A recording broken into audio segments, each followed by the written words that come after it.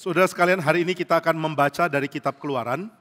Kitab Keluaran kita membahas hukum yang Tuhan nyatakan sebagai rangkuman dari kisah Taurat yang Tuhan berikan kepada Musa dan kepada Israel.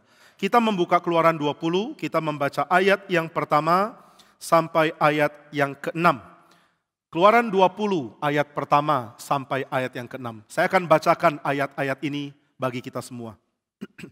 Keluaran pasal yang ke-20, demikian firman Tuhan, ayat yang pertama.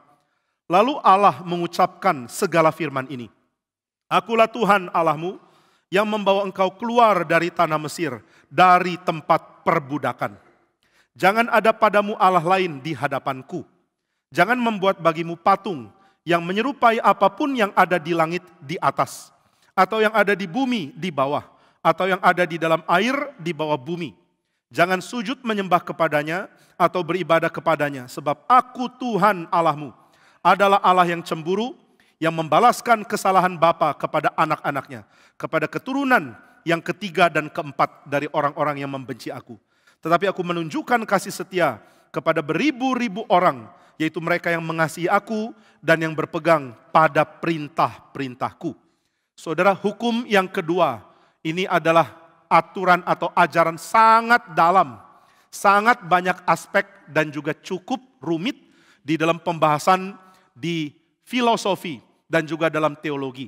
Seorang filsuf dari Prancis memikirkan tentang tema ini, yaitu seorang Katolik bernama Jean-Luc Marion. Jean-Luc Marion mengatakan, semua pengertian yang dibagikan di dalam ayat yang keempat adalah hal yang berkait dengan teori, bukan cuma agama, tapi juga filsafat. Mengenai filsafat tanda. Kita melihat ada wujud dan kita membangun cerita di baliknya. Seorang pemikir bernama Paul Ricoeur juga mengatakan hal yang sama. Ketika kita melihat simbol, di balik simbol itu ada cerita. Kita bukan cuma mengartikan simbol dengan penjelasan per kalimat, tapi kita mengartikan simbol dengan meletakkan cerita di baliknya. Tadi di kebaktian pertama saya memberikan contoh dari James K.A. Smith.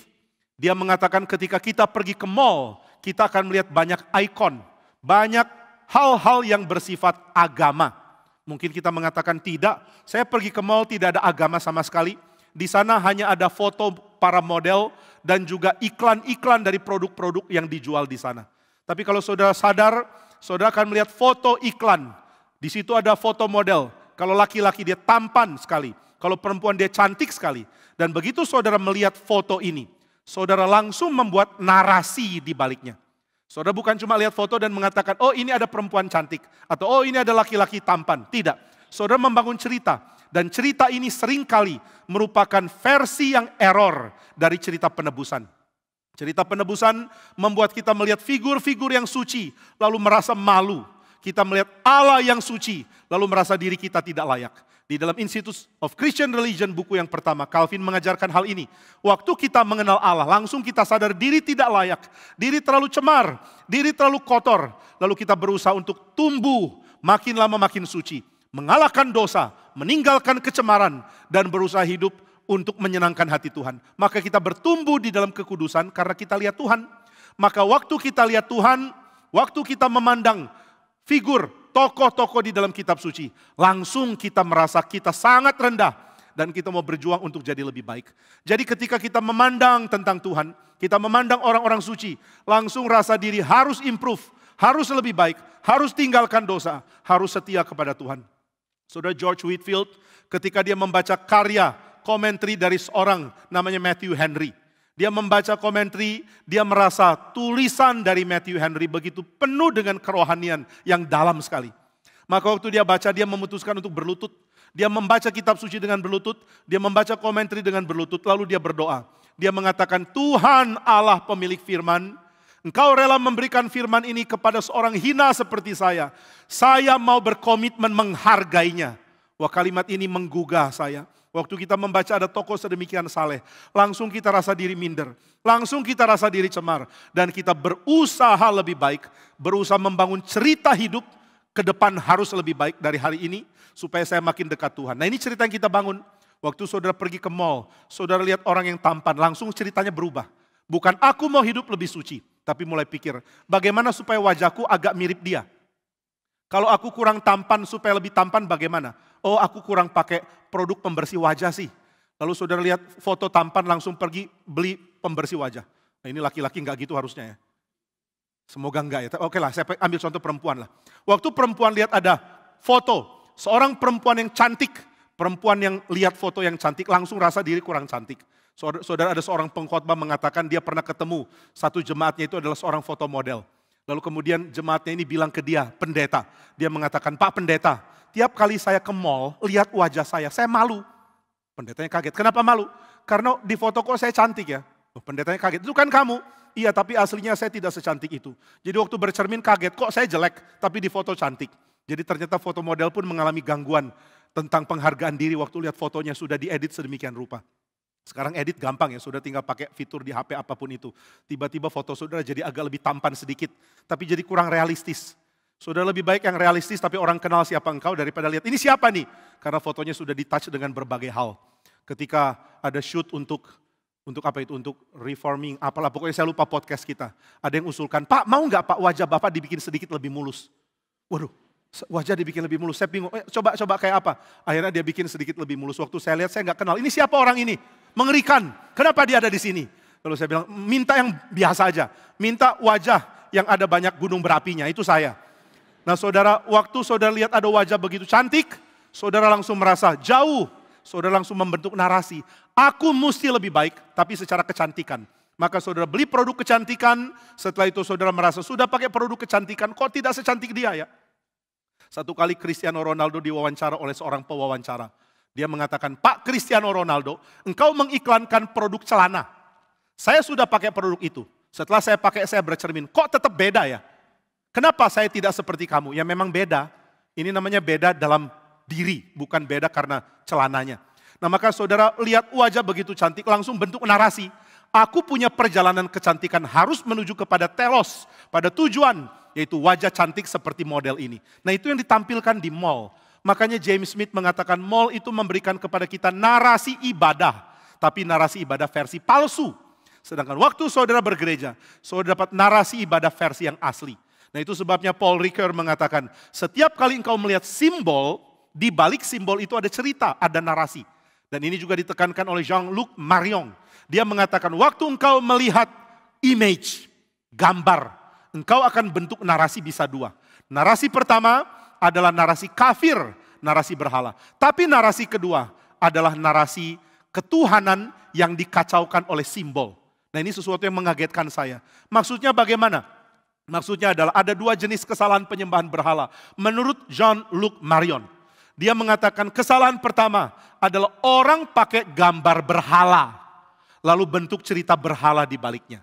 Pakai gambar Zeus atau pakai patung Jupiter. Lalu memakai cerita tentang Zeus atau cerita tentang Jupiter di baliknya. Tapi ada kesalahan kedua menurut Marion. Kesalahan kedua adalah ketika orang pakai gambar yang bersifat ketuhanan. Pakai simbol-simbol gereja. Tapi tetap di balik simbol gereja itu, narasi atau ceritanya tetap narasi kafir. Saudara mungkin lihat Yesus Kristus, tapi di balik cerita Yesus Kristus itu ada cerita kesuksesan. Ini mirip dengan yang dialami oleh para pemimpin orang-orang barbar. Ada seorang pemimpin dari kelompok suku brutal namanya Frankish. Ini suku yang menjadi suku awal dari apa yang kita kenal sebagai Prancis modern. Nah suku ini adalah suku-suku yang berontak, yang suka menjarah. Mereka merampok kota-kota Romawi. Mereka ambil hartanya, lalu mereka jadikan milik mereka. Nah satu kali mereka begitu iri. Kenapa ya orang-orang Romawi itu bisa kaya? Tentaranya besar. Lalu ada yang mengatakan, tahu tidak kenapa mereka bisa kaya dan besar? Karena mereka menyembah Tuhan Yesus. Tuhan Yesus ya kalau disembah akan memberikan kamu kuasa, kekuatan untuk mempunyai tentara yang hebat dan kuat. Nah maka ada seorang yang sangat ingin jadi hebat. Seorang pemimpin dari kelompok Frankish. Namanya adalah Childeric. Childeric ini adalah seorang tampan bukan main. Dia kalau berdiri lebih tinggi dari yang lain. Ini agak mirip Saul kalau di dalam kisah kitab suci. Dia juga punya wajah tampan bukan main. Maka banyak orang-orang yang menjadi pemimpin militer bersama dengan Childeric iri hati. Karena istri-istri mereka mulai jalin hubungan dengan Childeric. Dan Childeric menikmatinya. Dia ambil istri dari teman-temannya. Teman-temannya marah sekali karena istrinya meninggalkan mereka untuk nikah menjadi istri kedua, istri ketiga, istri keempat, istri kelima dari Kilderic. Akhirnya mereka semua sepakat, kita mau usir Kilderic. Ya, tidak boleh tinggal di tengah-tengah kita. Mari kita buang orang ini. Akhirnya mereka sepakat, Kilderic, kamu dihukum, diusir dari tanah Frankish, dibuang ke daerah Germanik. Akhirnya dia pergi ke daerah Germanik. Sampai daerah Germanik, dia dapat istri satu lagi. Keren ya? Kemanapun pergi dapat istri. Nah tapi istri yang satu ini Kristen. Dia orang Kristen. Lalu menikah dengan Kilderic. Dia terus injili Kilderic. Kilderic bilang, sudah, saya tidak mau agamanya Romawi.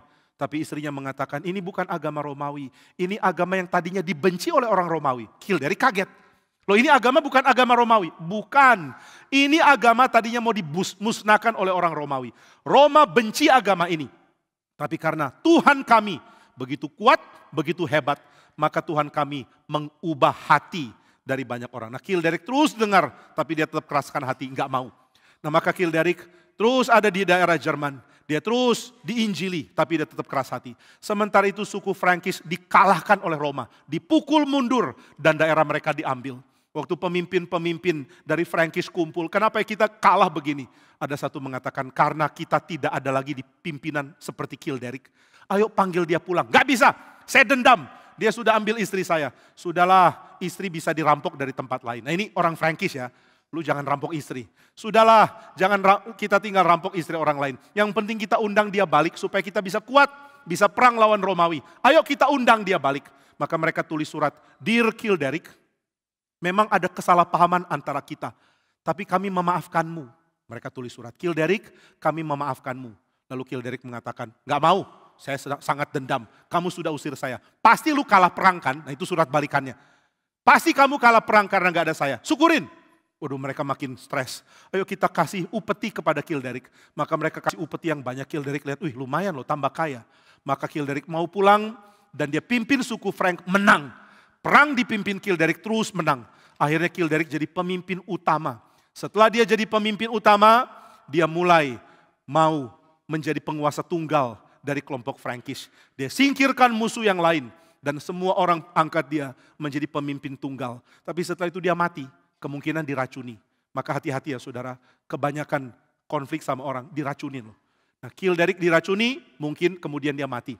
Setelah itu anaknya menjadi pemimpin yang sangat penting di dalam sejarah dari suku Frankish. Nah anaknya ini diinjili oleh istri Kilderic yang Kristen. Terus diinjili, kamu mesti Kristen, percaya sama Tuhan Yesus. Maka mamanya kasih dia kalung salib dan dia mengatakan, kalau kamu dalam kesulitan berperang, pegang salib ini, Tuhan akan tolong kamu. Waduh, ini teori Kristen dari mana? Bukan dari GRI. Akhirnya anak dari Kilderic pergi perang dan dia terpukul mundur. Dia sudah jatuh dari kudanya, dikejar oleh 3 pasukan berkuda dari Romawi. Sudah mau dibunuh, dia sangat ketakutan. Dia lari berlindung di balik pohon. Dia sudah lari berlindung, dia harap dia tidak kelihatan. Tapi ternyata 3 penunggang kuda yang lihat dia bersembunyi di balik pohon. Tahu dia ada di balik pohon. Maka mereka teriak, pemimpinnya ada di balik pohon, bunuh. Lalu 3 orang berkuda mendekat. Dengan langkah kuda makin dekat. Derapnya beruk, debruk, geruk, geruk. Makin lama makin dekat. Anak muda ini ketakutan. Anak dari Kilderic ingat nasihat mamanya. Dia pegang kalung salib. Lalu dia mengatakan, siapapun Tuhan yang diberitakan oleh kalung ini, tolonglah saya. Maka ketika 3 tentara Romawi mendekat, mendadak 3-3 dipanah dari balik semak-semak oleh anak buahnya pasukan Frankish. Maka 3 tentara Romawi yang hampir bunuh anak Kilderic, mereka mati. Dan anak Kilderic ini mengatakan, saya harus Kristen. Akhirnya dia dibaptis jadi orang Kristen. Nah tapi meskipun dia jadi Kristen, ide di baliknya adalah Tuhanku memberikan kemenangan perang. Nah jadi ceritanya tetap sama, cuma figurnya yang diubah. Dulu pakai Zeus, sekarang pakai Kristus. Dulu pakai Jupiter, sekarang pakai Allah Tritunggal. Nah maka meskipun kelompok Frankish menjadi Kristen, tapi mereka tetap menyembah berhala. Hanya berhalanya pakai nama Tuhan. Nah ini yang dilihat oleh Jean-Luc Marion waktu baca hukum yang kedua. Dia mengatakan hukum yang kedua bukan tentang benda seni. Ini bukan tentang boleh atau tidak ada benda seni. Saudara kalau mengatakannya hukum kedua mengatakan tidak boleh ada lukisan, tidak boleh ada gambar, tidak boleh ada patung tentang Tuhan. Lalu saudara lihat di museum, saudara melihat lukisan dari Michelangelo. Atau saudara pergi ke Sistine Chapel di Vatikan. Setelah itu saudara masuk ke Sistine Chapel, saudara kaget. Ada lukisan dari Michelangelo tentang penciptaan Adam. Di situ digambarkan ada Tuhan yang menyentuh Adam di jari untuk menciptakan Adam. Saudara langsung protes, tidak boleh lukis Tuhan, ini dilarang, ini melawan hukum kedua. Tapi Jean-Luc Marion mengatakan ini bukan tentang boleh atau tidak bikin patung. Kalau perintah ini cuma tentang boleh tidak bikin patung, ini perintah remeh, dangkal, dan tidak penting. Nah, banyak orang Kristen masih salah mengerti. Terus pikir hukum ini adalah tentang seni. Jangan ada karya seni visual buruk, karya seni musik itu yang bagus. Tapi itu salah. Bagian ini tidak sedang bicara tentang boleh atau tidak bikin patung. Boleh tidak bikin patung? Boleh. Kalau begitu hukum ini tentang apa? Hukum ini adalah melarang saudara meletakkan cerita berhala ke dalam figur yang saudara anggap milik Tuhan. Saudara mengatakan Tuhan, tapi di balik Tuhan ada cerita berhala. Dan ini adalah pelanggaran yang bisa dikerjakan di atas mimbar. Kalau saya mengatakan kalimat seperti ini, saudara sekalian, Tuhan Yesus adalah Tuhan yang mau disembah. Dan kalau engkau sembah dia akan memberikan kamu kemenangan perang. Nah, ini kalimat berhala. Ini kalimat cocok dikenakan kepada Zeus, cocok dikenakan kepada Jupiter, cocok dikenakan kepada dewa-dewa perang. Tapi tidak boleh dikenakan kepada Kristus. Nah, itu sebabnya cerita berhala disematkan ke dalam figur Kristen. Itulah pelanggaran hukum kedua. Dari sini kita mengerti bahwa hukum ini dalamnya bukan main. Ternyata ini bukan cuma sekadar boleh tidak boleh. Tapi hukum Tuhan membongkar tendensi korup di dalam pikiran kita. Kita selalu punya tendensi korup. Dan ini yang dikatakan John Calvin sebagai pabrik berhala. Kita punya pikiran adalah pabrik berhala yang secara kekal terus mengeluarkan berhala demi berhala lewat pikirannya.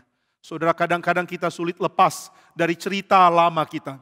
Sehingga setelah kita jadi Kristen pun, kita tetap pakai cerita lama, tetapi sekarang di cover oleh bungkus Kristen.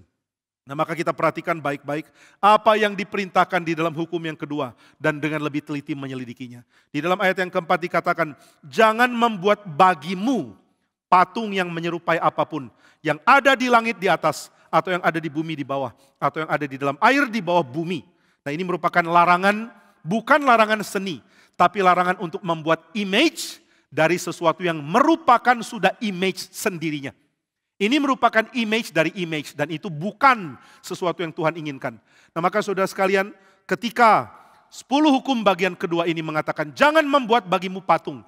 Saudara mesti mengerti dulu apa sih fungsi patung. Apa peran patung yang dimaksudkan di sini.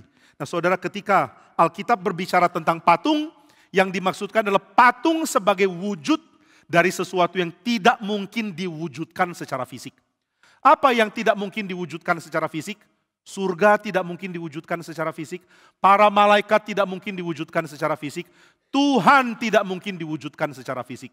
Namun dari surga, para malaikat dan Tuhan tetap mewujudkan dirinya secara fisik lewat kehadiran manusia. Nah, maka yang Tuhan larang di sini adalah membentuk wujud yang bersifat fisik. Karena wujud yang bersifat fisik itu adalah manusia. Saudara, di sini ada satu konsep yang sangat penting.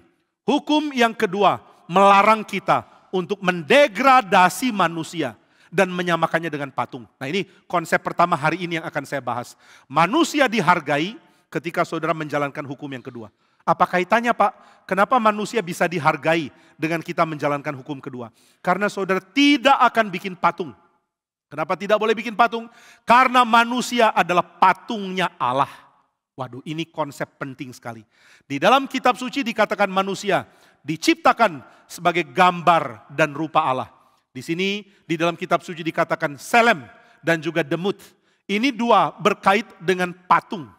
Jadi saudara, di dalam kitab Kejadian Tuhan menciptakan langit dan bumi.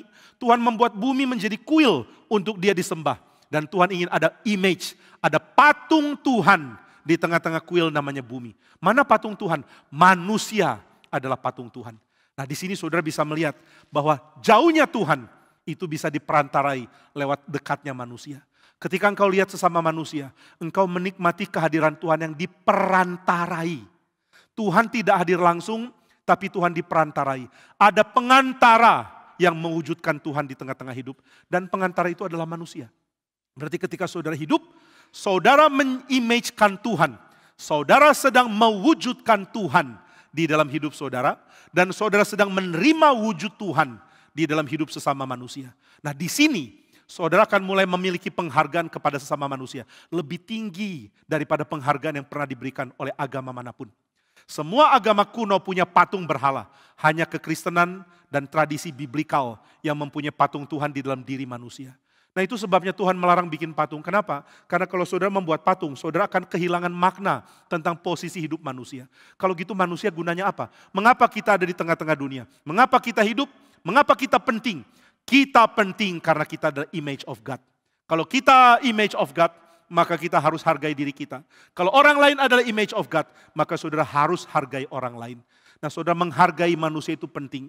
Karena di dalam zaman sekarang kita dihantam dengan begitu banyak cara dari setan untuk membuat kita tidak lagi menghargai hidup kita sendiri. Kita begitu gampang goyah, rapuh, dan rasa kosong untuk aspek-aspek yang dunia ini diktekan kepada kita. Berapa banyak orang yang hidupnya hancur karena merasa dia gagal menyenangkan orang yang harusnya dia sayang dan dia kagumi. Berapa banyak anak merasa gagal karena gagal menyenangkan orang tuanya. Berapa banyak orang yang merasa dihantui oleh kegagalan menyenangkan orang tuanya. Saya punya seorang rekan yang kehilangan papa, dan setelah papanya meninggal dia memang tidak menangis. Tapi tidak berapa lama dia minta bicara dengan saya. Dan dia mengatakan, saya ada dalam keadaan terluka sekali. Saya tanya, kamu terluka kenapa? Karena saya seumur hidup mengecewakan papa. Saya marah-marah kepada dia. Kami sering tidak cocok. Tapi saya sadar, saya berusaha menyenangkan hatinya, tapi saya gagal. Waktu saya berusaha menyenangkan hatinya, saya gagal. Saya mulai abaikan, saya tidak lagi peduli. Saya hidup berdasarkan apa yang saya mau. Saya kejar cita-citaku sendiri. Sampai titik ketika dia meninggal, saya hantam diri saya dengan rasa bersalah. Baru saya tahu, saya sangat kosong. Saya sangat putus asa, karena saya tidak lagi ada kesempatan menyenangkan hati papa saya.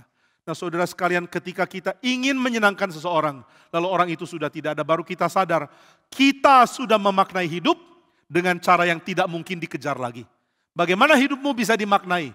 Kalau saya menyenangkan orang tua. Di mana orang tuamu sekarang? Sudah meninggal. Loh, kalau dia sudah meninggal, berarti saya tidak ada lagi harapan untuk menyenangkan dia. Sudah tidak ada. Lalu saudara merasa sakit hati. Saudara merasa makna hidup seperti direnggut, diambil dari saudara. Ada orang-orang yang kehilangan orang yang dicintai dan aspek hidupnya seperti ikut mati bersama dengan orang itu. Ada orang-orang yang merasa gagal ada di dalam dunia. Gagal di dalam bekerja, gagal di dalam usaha. Langsung merasa ada hal penting dari hidupnya yang direnggut dan hilang. Ada orang-orang yang gagal mencapai mimpi, lalu menganggap dirinya sudah gagal dan apa yang paling penting dari hidupnya direnggut. Saudara, dunia kita ini penuh dengan tipuan, membuat kita menghargai apa yang bukan utama dan mengabaikan apa yang utama. Maka kitab suci diberikan kepada kita supaya kita atur ulang prioritas kita. Yang bukan hal esensial untuk identitas, jangan dijadikan esensial. Apakah menyenangkan orang tua itu penting? Sangat penting, tapi bukan hal yang utama. Apakah sukses di dalam hidup itu penting? Penting, tetapi bukan yang utama. Apakah menjalankan sesuatu untuk mencapai sasaran itu penting? Penting, tetapi tidak lebih penting dari hidup itu sendiri. Hanya satu yang lebih penting dari hidup itu sendiri, yaitu Dia pemberi hidup. Dan dengan demikian kita mengatakan, oh Tuhan, aku mau anggap Engkau penting. Tapi bagaimana kita bisa anggap Tuhan penting? Jika saudara sadar engkau adalah gambar Allah.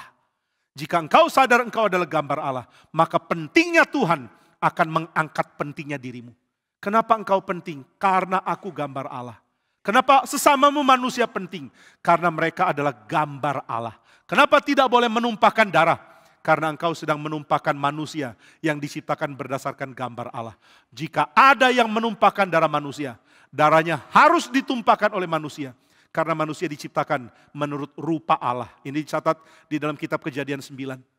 Maka ketika seseorang mengatakan, saya mau belajar menghargai diri dan saya mau belajar menghargai sesama. Ini tidak mungkin dilakukan kecuali engkau sadar ada Tuhan di sorga. Dan Tuhan di sorga terkoneksi dengan diri saudara yang hidup di bumi. Pendeta Stephen Tong mengatakan hal yang penting mengenai hak asasi manusia. Di dalam buku Iman Kristen, Penderitaan dan Hak Asasi Manusia. Pak Stephen Tong mengatakan hak asasi manusia bukan diberikan oleh manusia. Bukan diberikan oleh pemerintah. Bukan diberikan oleh negara. Hak asasi manusia bukan otomatis ada di dalam diri. Bukan dihargai karena saya manusia, saya harus hargai sesama manusia. Tapi hak asasi manusia diberikan oleh Tuhan sendiri. Apakah hak paling utama yang dimiliki manusia? Saudara sadar tidak? Hak paling penting yang kita diberi untuk kita bisa hidupi adalah hak untuk merepresentasikan Tuhan. Engkau dan saya boleh mewakili Tuhan, ini hak paling istimewa dari manusia. Begitu kita dicabut dari hak ini, kita akan sangat-sangat kehilangan arah. Kita tersesat dan kita terhilang. Nah, bagaimana manusia bisa dibuat terhilang dari keadaan memancarkan Allah yang tidak kelihatan? Manusia bisa terhilang kalau manusia membuat patung. Kalau manusia membuat wujud yang menyatakan yang tidak kelihatan di dalam yang berwujud itu, tapi bukan dirinya. Nah, itu sebabnya ketika manusia mengganti diri dengan image yang ada di dalam dunia, maka dia sedang kehilangan penghargaan kepada manusia. Nah, banyak orang mengatakan, ya itu kan dulu, manusia zaman dulu jangan bikin patung lalu sujud menyembah. Tapi di dalam zaman modern tidak ada lagi orang menyembah berhala. Kita sudah tidak lagi ada di dalam penyembahan berhala. Jadi aman dong. Kita tidak lagi akan jatuh di dalam hukum yang kedua. Sebab kita tidak menyembah berhala. Tapi saudara sekalian, yang dimaksud berhala bukan cuma sekadar figur mitos yang kita baca di dalam tulisan-tulisan kuno. Yang disebut berhala adalah apapun yang mendefinisi hidupmu secara esensial. Hidup saudara diatur oleh apa? Itulah berhala. Jika hidup kita diatur oleh kesukuan kita, kita sedang memberhalakan suku kita. Kalau hidup kita diatur oleh uang, kita sedang dijadikan alat dan kita sedang memberhalakan uang. Jika hidup kita diatur oleh kesenangan, maka kita sedang menjadikan kesenangan berhala kita. Maka baik itu kesenangan, baik itu uang, baik itu penghargaan, baik itu kedudukan atau apapun yang manusia kejar, itulah berhala. Dan kita tidak mau hidup kita didefinisikan oleh hal-hal yang bersifat berhala itu. Sehingga ketika Tuhan mengatakan jangan membuat bagimu patung. Ini merupakan satu perintah yang sangat penting. Engkau perlu memahami, engkau adalah patung, engkau adalah perwujudan Allah. Maka jangan bikin yang seperti itu di tengah-tengah kamu. Karena jika engkau bikin, kamu yang akan rugi. Sebab kamu yang akan kehilangan identitasmu. Nah, maka kita perlu mengerti bagaimana identitas manusia dimunculkan sebagai gambar Allah. Nah, saya ingin pinjam pikiran dari seorang bernama Søren Kierkegaard ketika dia membahas tentang eksistensi manusia. Dia membahas tentang manusia, lalu dia merasa manusia itu punya komitmen yang begitu penting di dalam 3 layer, 3 tahap. Ada komitmen yang berkait dengan kesenangan. Ini komitmen estetik. Kita selalu ingin ada yang baik. Kita selalu ingin ada yang menyenangkan di dalam hidup. Dan secara instingtif kita mau cari yang menyenangkan itu untuk menjadi tujuan pendek. Tujuan saya belajar supaya saya bisa kerja. Kenapa mau kerja? Supaya dapat uang. Kenapa mau uang? Supaya bisa membiayai kehidupan yang nyaman. Nah, saya tidak mengatakan mau keluar uang yang secara resmi saya dapat karena kerja keras saya. Lalu saya keluarkan uang itu untuk kenyamanan, itu salah. Tidak, itu tidak salah. Tapi yang saya mau tekankan adalah ini merupakan bagian dari pencarian jati diri yang salah menurut Kierkegaard. Karena ketika kita mengatakan, oh saya mesti berjuang di dalam hidup untuk mencapai kesenangan. Saya ingin apa yang aesthetically pleasing, apa yang secara indah menyenangkan bagi saya. Dan ini yang kita kejar. Saudara mau rumah yang lebih baik. Saudara mau mobil yang lebih baik, saudara mau tempat tinggal yang lebih baik, saudara mau pakaian yang lebih baik, saudara mau barang-barang yang lebih baik. Ini semua merupakan pengejaran yang sangat mungkin kita lakukan. Tapi waktu kita kerjakan pengejaran seperti ini, Kierkegaard mengingatkan, realitas hidup tidak membawa kita ke dalam keadaan yang setuju dengan pencarian kita ini. Akan ada bagian dari hidup yang membuat ini jadi break. Nah, inilah saat di mana saudara mulai encounter hal yang kedua. Ketika saudara mengatakan, saya mau uang lebih banyak. Kenapa mau uang lebih banyak? Saya mau ganti mobil. Mobil saya, joknya sudah keluar pernya. Saudara mengatakan, sudahlah ganti aja. Masa mobilnya begini terus? Kasihan orang kesakitan. Lalu saudara hitung-hitung uang masih kurang. Mau beli mobil baru. Mobil baru berapa? Oh harganya misalnya 300 juta. Kok mahal ya? Ya memang segini sekarang. Kamu harus keluar 300 juta baru bisa. Saudara lihat uang, cuma 100 juta. Lalu kemudian saudara lihat ada uang di kantor yang mungkin saudara bisa pakai 200 juta. Gak ada yang tahu. Nanti bisa dikembalikan suatu saat nanti. Kalau saudara diam-diam ambil, saudara pakai beli mobil, lalu saudara tabung dari gaji saudara bisa kembalikan tanpa ada yang tahu. Nah kira-kira saudara lakukan gak? Di sini ada satu hal yang namanya aspek etika. Tadinya aspek estetik, sekarang aspek etika. Saudara mulai bentur di dalam hati nurani. Ini nggak boleh. Ini uang kantor. Nggak ada yang tahu kalau dipakai. Nggak bisa, ini uang kantor. Ya kan cuma pinjam, nanti dikembalikan. Nggak bisa, kalau hilang bagaimana? Beriman Tuhan pelihara. Loh, kalau beriman Tuhan pelihara ngapain nyolong? Ini bukan nyolong, ini hanya meminjam sementara. Minjem nggak bilang itu nyolong. Ya udah kalau gitu kamu bilang, tapi jangan bilang sampai kedengeran. Dulu kami di institut itu ada aturan. Kalau mau ambil makanan orang lain mesti bilang dulu.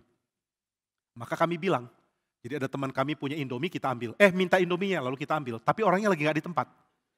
Kan yang penting bilang gitu ya. Udah yang penting bilang, nanti tinggal ambil uangnya, nanti nabung, kembalikan, gak ada yang tahu. Gimana kalau ada yang tahu? Ini bisa dijadikan alasan untuk kamu dikriminalkan. Kamu bisa dipenjarakan. Bilang aja ini minjem, tapi ini uang bukan untuk dipinjam. Gak boleh begitu. Maka saudara langsung tekan suara yang mengatakan ambil. Gak boleh. Ini uang kantor, saya tidak boleh ambil. Saya berintegritas, saya jujur. Kalau uang yang diberi Tuhan belum ada di tempat saya, di rekening saya, di dompet saya, berarti belum waktunya ganti mobil. Berarti per yang keluar itu adalah kenikmatan tersembunyi. Sudah, saya nggak mau ganti mobil. Nah ini aspek etika. Jadi saudara punya aspek estetika yang dibatasi oleh aspek etika. Tapi Kierkegaard mengatakan manusia tidak hanya diatur oleh aspek etika. Manusia juga diatur oleh aspek yang lebih misterius namanya aspek agama. Aspek religius. Aspek religius ini membuat kita berkaca pada apa yang Abraham lakukan. Abraham diperintahkan, berikan anakmu yang kamu sayang. Anakmu satu-satunya yang tunggal itu, persembahkan dia sebagai korban bakaran bagiku. Waduh, ini membuat Abraham kacau. Secara estetika dia tidak mungkin mengorbankan anaknya, dia sayang anaknya. Secara etika pun dia tidak mungkin mengorbankan anaknya karena ini bentur dengan aturan umum di dalam masyarakat. Tapi secara agama dia harus lakukan. Maka Kierkegaard mengatakan, waktu engkau ikut Tuhan, engkau akan melakukan loncatan yang membuat engkau bergumul. Engkau tidak lagi mengandalkan hanya aspek yang bisa ditaati dengan satu rumusan yang gampang. Semua orang mau rumusan ya. Banyak orang tanya boleh atau tidak lalu meminta rumusan. Supaya nanti kalau ada apa-apa tinggal balik ke rumusan itu. Tapi Tuhan tidak ingin manusia bereksistensi berdasarkan aturan. Tuhan mau manusia bereksistensi berdasarkan pergumulan langsung dengan Tuhan. Untuk menjadi seorang yang berani menghadap Tuhan. Rela menerima kesulitan. Tapi diizinkan untuk datang kepada Tuhan. Maka di dalam pengertian Kierkegaard, Abraham adalah orang yang bahagia. Kenapa bahagia? Karena meskipun dia tanggung hidup yang sulit, namun dia diberikan akses untuk datang ke Tuhan. Lebih baik dapat akses ke Tuhan dan hidup sulit, ketimbang hidup dengan cara yang mudah dijalani, tapi tidak ada akses untuk datang ke Tuhan. Maka Abraham dapat akses, dia dapat perintah Tuhan, dia juga dapat intervensi dari Tuhan untuk apa yang dia harus lakukan ini. Nah inilah yang Kierkegaard ajarkan, manusia adalah gambar Allah. Dan karena itu manusia hadir, eksis, berada di dalam relasi dengan Tuhan. Bagaimana mengenal manusia? Mengenal manusia adalah sebagai makhluk yang tidak boleh tidak berelasi dengan Tuhannya. Apa yang bikin manusia unik? Manusia unik karena manusia punya akses langsung kepada Tuhan untuk memimpin semua yang lain. Semua makhluk yang lain tidak ada akses ke Tuhan. Saudara kalau lihat jerapah tidak punya akses ke Tuhan biarpun dia lebih tinggi dari kita. Saudara lihat sapi, kerbau, singa apapun. Tidak ada binatang punya akses ke Tuhan. Semua mengandalkan akses kita ke Tuhan. Dan semua mengandalkan kita untuk mengatur bumi ini. Bumi diatur oleh manusia. Manusia mengatur kebudayaan, mengembangkannya. Dan mengatur segala yang ada di dalam kekuasaannya. Dan binatang lain tinggal ikut. Maka saudara manusia makhluk yang unik. Karena di dalam kehadirannya Tuhan akan selalu disertakan. Di dalam kehadirannya Tuhan akan selalu dibawa. Di dalam keputusan yang diambil Tuhan akan selalu menjadi pertimbangan paling utama. Maka manusia hadir di hadapan Tuhan. Pak Tong mengatakan to exist oneself before God. Itulah eksistensi manusia. Saya hadir di hadapan Tuhan lalu bergumul, Tuhan apa yang harus saya lakukan? Tuhan apakah perasaan saya sudah tepat? Tuhan apakah langkah yang saya jalani itu langkah yang baik? Nah maka konsep image, konsep patung, konsep selem, konsep demut ini penting sekali. Hanya manusia berhak disebut sebagai gambar dari yang ilahi. Nah maka ketika manusia bikin berhala, dia bikin dewa palsu. Waktu manusia bikin patung, dia bikin manusia palsu. Jadi berhala di dalam pikiran adalah ilah palsu. Berhala di dalam patung adalah manusia palsu. Manusia palsu, patung palsu, wakil dari yang sifatnya transenden, tapi wakil yang tidak jelas. Transenden yang tidak jelas itulah berhala. Patung berhala adalah wakil dari yang transcends, tetapi yang tidak jelas. Kita ini banyak hidup di dalam misteri tentang yang transenden. Yang melampaui yang kita lihat di bumi itu selalu misterius. Ada banyak orang tanya sama saya, Pak, sebenarnya hipnotis itu benar atau enggak sih? Ada yang tanya, sebenarnya kerasukan setan itu benar atau enggak sih? Sebenarnya aktivitas iblis itu benar atau enggak sih? Sebenarnya benar enggak sih ada kuasa jahat? Sebenarnya benar enggak sih ada roh jahat? Kalau ada roh jahat bentuknya kayak apa? Lalu kalau roh jahat muncul kita lawannya bagaimana? Wah kita enggak tahu caranya gimana. Di STT enggak pernah diajar. Enggak ada kuliah khusus usir setan. Kalau ada kelasnya pasti terbuka umum dan banyak orang mendaftar. Kalau ada kuasa jahat bagaimana? Satu kali ada seorang ibu-ibu datang minta konseling. Karena dia mengatakan di CCTV terlihat kuasa aktivitas setan. Saya jadi ngeri. CCTV-mu? Ya, di CCTV saya. Udah tunjukkan rekaman CCTV-nya dari HP. Saya sambil lihat sambil duk duk duk duk duk. Ini pertama kali lihat pekerjaan setan langsung gitu di kamera. Pak lihat ya? Iya. Nah lu lihat itu, ada kabut-kabut. Mana kabut-kabut? Ini loh Pak, masa Bapak nggak lihat? Kacamatanya dibenerin dulu. Bener nggak lihat? Ini loh kabut, coba lihat.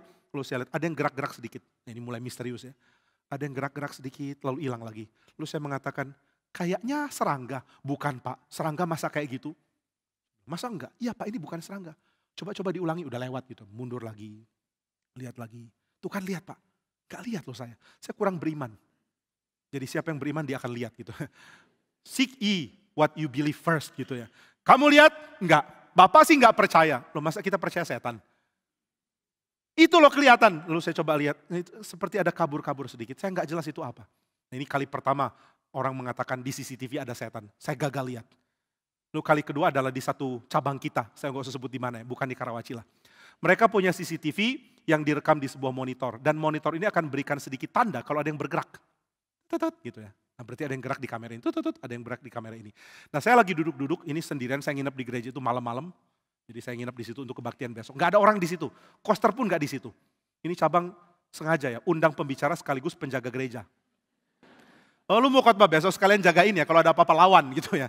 Jadi kita jadi Rottweiler sekaligus jadi pembicara. Nah kemudian kameranya mulai, monitornya mulai bunyi. Saya mulai panik, jadi ada yang gerak. Lalu saya lihat, nggak ada yang gerak.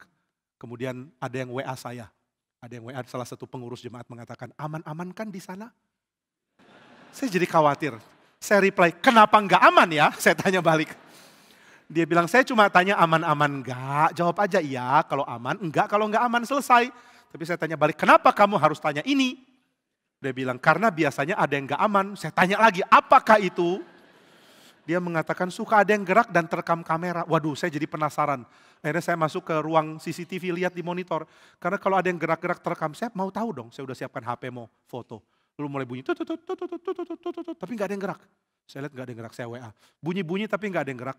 Lalu WA balasannya adalah, itu karena kamu pikir tidak ada yang gerak. Waduh, saya nggak ngerti maksudnya apa. Lalu saya WA balik mengatakan, lu gini terus ya, besok nanti saya khotbah tentang setan. Gitu ya. Nah saudara, saya belum pernah lihat di monitor aktivitas setan seperti apa. Tapi manusia selalu mau berinteraksi dengan yang transenden. Yang transenden model apa tapi? Di dalam kitab suci ada Saul yang benci berkoneksi dengan yang transenden. Tapi di dalam keadaan terdesak, dia justru panggil yang transenden itu. Tolong panggilkan roh Samuel. Akhirnya roh Samuel benar-benar muncul. Dan ini bukan pantau, lain lagi. Bukan pamuji juga, lain lagi. Samuel muncul. Dan Samuel ini adalah roh yang sudah mati sekarang dibangkitkan. Manusia terus penasaran, setelah mati ada apa ya? Setelah hidup sementara ini ada apa di baliknya? Dan waktu manusia penasaran tentang apa yang ada di baliknya, manusia berusaha untuk membawa rasa penasaran ini di dalam spekulasi cerita. Lalu diwujudkan di dalam image. Spekulasi cerita yang diwujudkan di dalam image. Maka manusia menghayalkan tentang yang transenden. Bukan benar-benar mengalami yang transenden. Banyak cerita dari mana-mana tentang yang transenden. Saya membaca cerita tradisional Jepang tentang dua roh yang tinggal di atas pohon yang besar.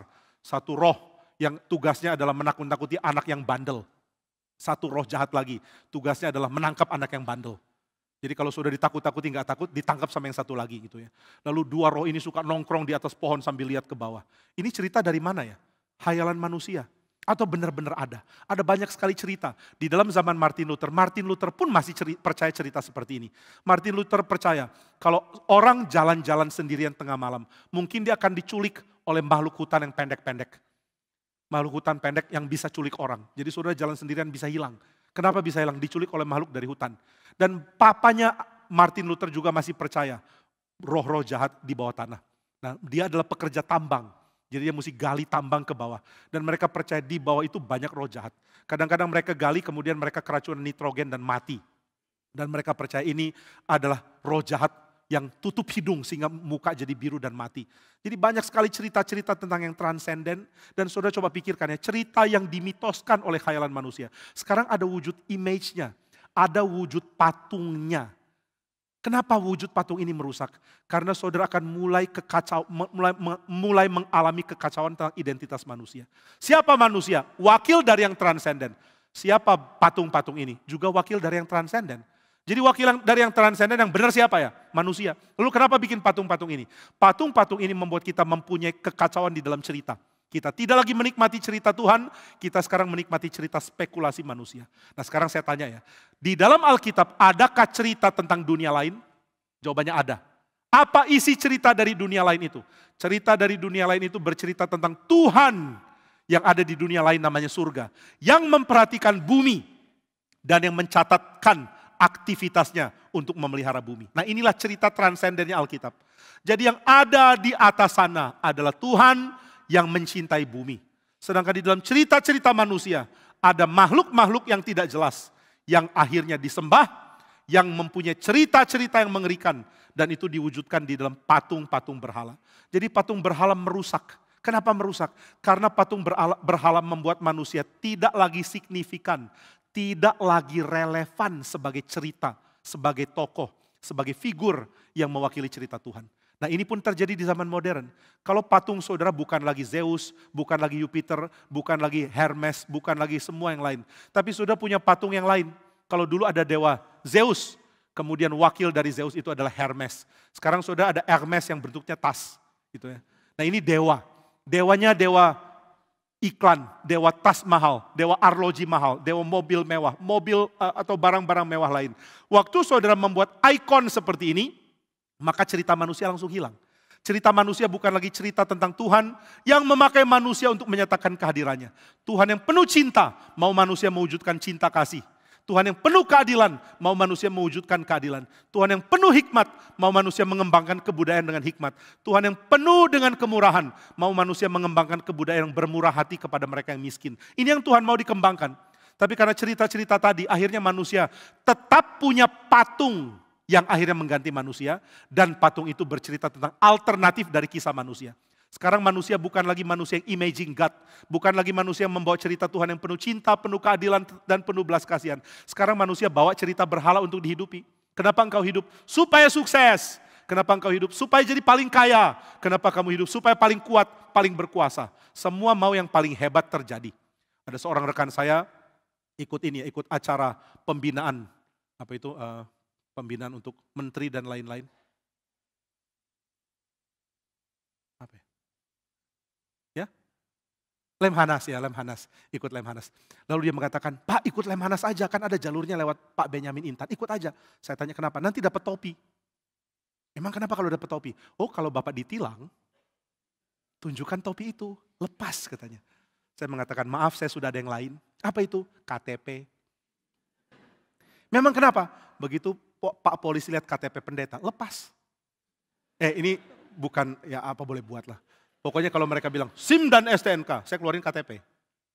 KTP dulu ya Pak, oh iya ya. Oh Bapak pendeta, Bapak lain kali jangan begini Pak. Waduh, ya sudah Pak silakan. Nah itu biasanya terjadi loh. Enggak tahu ada MOU antara sinode dengan Polri. Satu kali saya pernah lewat jalan, sudah lewat jam 6, itu jalan harusnya jadi jalan satu arah lawan. Jadi saya setir di sebelah kiri, jalan biasa. Ternyata sudah lewat jam 6. Akhirnya ada polisi kejar saya pakai motor suruh berhenti. Bapak tahu ini kontraflow? Saya bilang, waduh saya nggak tahu. Ada tandanya di sana. Waduh nggak lihat, lain kali lihat. Minta SIM SNK, saya keluarkan KTP. Oh dia lihat, oh Bapak pendeta? Iya, saya dari Bogor, pas mobilnya F. Ya oke lah, saya nggak persis dari Bogor, tapi mobilnya dari Bogor. Gitu. Wah saya nggak tahu ini kontraflow, maaf ya Pak polisi. Oh Bapak pendeta? Iya. Mau kemana Pak? Mau ke sana mau berkhotbah. Oh Bapak mau berkhotbah. Sini Pak saya antrin ada jalur lebih cepat. Saya diarahkan, waduh. Diantar polisi di depan, saya ikuti dia. Akhirnya sampai di sini dia tanya, sudah tahu kan Pak jalannya? Sudah tahu Pak, makasih ya Pak. Iya Pak silakan Pak. Tuhan berkati Pak, selamat melayani. Polisinya si hombing. Gitu ya. Nah jadi saya nggak perlu Lemhanas gitu, KTP sudah cukup. Tapi teman saya mengatakan, pakai apa ini topi, nanti polisi akan bebaskan kita. Ini kan ingin power maksudnya polisi pun hormat. Nah ini cuma hal kecil lah, nggak terlalu signifikan. Tapi banyak orang kejar seperti ini, ingin dihormati. Saya pernah makan sate kambing di sebuah warung sate di Parepare, di Pare, bukan Parepare ya. Parepare itu yang Sulawesi Selatan, ini Pare yang di Jawa Timur, dekat Kediri. Waktu itu ada sate kambing, di situ dia foto dirinya, didampingi SBY dan Yusuf Kala. Itu dulu zamannya SBY dan Yusuf Kala. Dia di tengah SBY dan Yusuf Kala, di kiri kanannya. Saya tahu something wrong dengan foto ini. Ternyata benar, ini Photoshop gitu ya. Masa presiden mengapi tukang sate gitu, yang benar aja. Tapi dia pajang foto ini. Lalu saya bilang, Pak memang Pak Presiden pernah makan sini? Dia bilang, enggak lah. Kenapa pasang foto ini? Buat nakut-nakutin tikus, katanya begitu. Nah saudara, power menjadi ide. Kalau kamu kaya, semua takut sama kamu. Kalau kamu kenal jenderal, semua takut sama kamu. Kalau kamu punya koneksi, semua takut sama kamu. Dan ini akan berguna kalau kamu harus masuk pengadilan, atau kamu diperkarakan dan lain-lain. Pokoknya aman, yang penting ada jaminan. Nah, ini cerita yang kita kejar. Tapi tahu tidak, kalau itu jadi cerita kita, itu yang kita kejar dalam hidup, maka cerita utama akan hilang. Cerita utama kita adalah imaging God. Cerita utama kita adalah bawa cinta kasih Tuhan, bawa belas kasihan Tuhan, bawa keadilan Tuhan untuk kita hidupi. Dan kalau itu kita tidak jalankan, kita berhenti jadi manusia. Kenapa ya kita berhenti jadi manusia? Karena terlalu banyak image yang lain yang kita lihat. Kita lihat image palsu, akhirnya kita lupa posisi kita sebagai image. Inilah kenapa, alasan pertama kenapa Tuhan melarang. Jangan bikin bagimu patung. Kamu gak perlu patung seperti ini. Patung ini akan merusak kamu. Saudara jangan pikir kalau Tuhan bikin aturan itu karena Tuhan galau gak jelas. Aduh manusia kok sembah yang lain, iri loh saya. Tapi Alkitab bilang cemburu, nanti cemburu kita bahas di waktu lain ya. Alkitab bilang cemburu kok, kalau begitu Tuhan iri, Tuhan hatinya gak tenang, maka demi dia kita gak boleh bikin patung. Bukan demi Tuhan, demi kita. Tuhan mencintai kita dan larangan yang diberikan adalah demi kita. Kalau anak saudara gak mau makan sayur, saudara paksa makan sayur, itu kan demi dia bukan demi saudara. Tapi anak gak tahu itu. Ya sudahlah saya makan sayur demi menyenangkan mama. Entah kenapa mama senang banget kalau saya makan sayur. Mungkin mama pengusaha sayur atau apa, saya gak ngerti. Pokoknya saya mesti makan sayur. Ya sudahlah, saya makan sayur demi mama. Tapi mama mengatakan, saya perintahkan kamu makan sayur demi kamu. Tuhan mengatakan, saya perintahkan kamu jangan buat patung bagimu. Ini demi kamu. Kamu tidak boleh ada patung lain, karena kamu sendiri adalah image. Jangan ada image lain, kamu satu-satunya image. Nggak boleh ada image lain. Kamulah satu-satunya yang bisa mewakili yang transenden. Jangan pakai yang lain mewakili yang transenden. Itu akan menggeser kamu. Dan kalau kita tidak bisa menghargai manusia, kita sulit menghargai sesama. Bagaimana bisa hargai sesama manusia? Kita akan lihat sesama manusia sebagai saingan, sebagai orang yang kita harus kalahkan, sebagai orang yang harus kita tundukkan. Dan ini akan merusak kita. Waktu kita lihat orang lain bukan sebagai image of God, kita akan lihat mereka sebagai gangguan. Seperti yang dikatakan Jean-Paul Sartre di dalam No Exit. Dia mengatakan hell is other people. Orang lain itu bagaikan neraka. Saya nggak tahan hidup dengan orang lain. Padahal di dalam karya Being and Nothingness, Jean-Paul Sartre mengatakan kehadiran orang lain adalah kehadiran yang penting. Waktu engkau lihat mata orang lain lihat engkau. Dua orang ini yang saling lihat-lihatan sedang mengasumsikan apakah saya aman dengan kehadiran dia atau tidak. Apakah dia merasa aman dengan kehadiran saya atau dia merasa terancam. Jadi kita sedang lihat orang lain, apakah kamu rasa saya ancaman? Kalau kamu anggap saya ancaman, saya akan anggap kamu ancaman. Kalau kamu anggap saya baik, saya akan anggap kamu baik. Maka manusia lihat orang lain dan mulai berasumsi. Dan berdasarkan asumsi itu dia mulai bersikap. Waktu saudara berasumsi orang lain itu jahat, saudara mulai jaga diri. Waktu saudara berasumsi orang lain itu baik, saudara mulai membuka diri. Tapi asumsi seperti itu tidak bisa kita pakai untuk menilai manusia. Yang kita harus nilai adalah dia itu gambar Allah. Tuhan punya tugas untuk dia. Dan saya harus hargai itu. Kita adalah orang berdosa. Ya, tapi Tuhan menciptakan kita sebagai gambarnya. Tuhan mau menebus kita dan Tuhan mau kita berfungsi. Mari kita lihat sesama kita seperti ini. Orang sesama kita adalah patungnya Tuhan. Adalah image of God. Tuhan ingin dia mencerminkan Tuhan. Mari hargai. Mari hormati. Mari kasihi. Mari perlakukan adil sesama kita manusia. Nah inilah hal pertama yang kita bisa pelajari. Patung merusak kemanusiaan. Patung menghancurkan cerita manusia yang Tuhan mau buat di tengah-tengah dunia ini. Mari kita berdoa. Bapa di surga, kami mohon anugerah-Mu supaya kami terus dibimbing oleh kebenaran-Mu. Kami rindu kebenaran-Mu memimpin kami. Kami rindu menjadi gambar Allah yang setia. Kami rindu menjalankan kehendak Tuhan saja. Kiranya Tuhan tolong dan pimpin kami menjalankan kehendak-Mu dengan setia. Di dalam nama Tuhan Yesus kami berdoa dan bersyukur. Amin.